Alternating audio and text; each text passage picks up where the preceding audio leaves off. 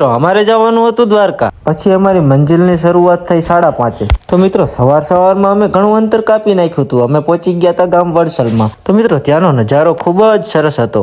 સવારનું સનસેટ એટલું અદ્ભુત હતું અને પડખે મંદિર હતું, પવન ચક્કી હતી.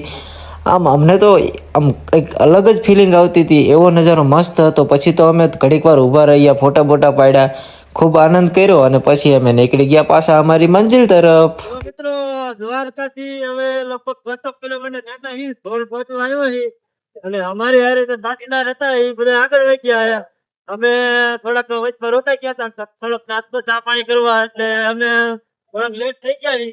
હું અને પપ્પુ ભાગે થોડોક વહે હી, અમને પહોંચી જઈશું એની હારે. ફાઇનલી મિત્રો તો હું પહોંચી ગયો તો દ્વારકા નગરીમાં, દ્વારકા. તો ફાઇનલી જો દ્વારકા મંદિરના દર્શન કરી અને પછી આવતે રહ્યા અમે ગોમતી ઘાટે.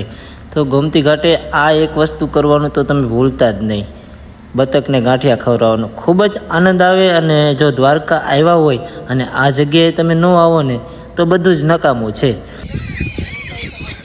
બતકને ગાંઠિયા ખવડાવવા આવતી નથી, શું કરવું આને તો ક્યાં તમે કે તો ખરો બધા દ્વારકા આવી ગયો. દ્વારકા આવી ગયો.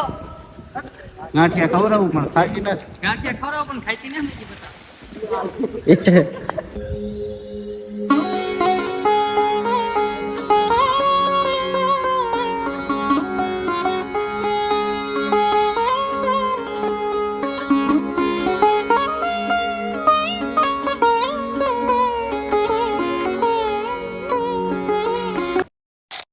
જો ભાઈબંધ હું લાઈટ હાઉસ આવી ગયો હું, તને કીધું ને, તને પૂછ્યા વગર આવતો રહ્યો હું. બળતરા થઈ ને. જો જો જો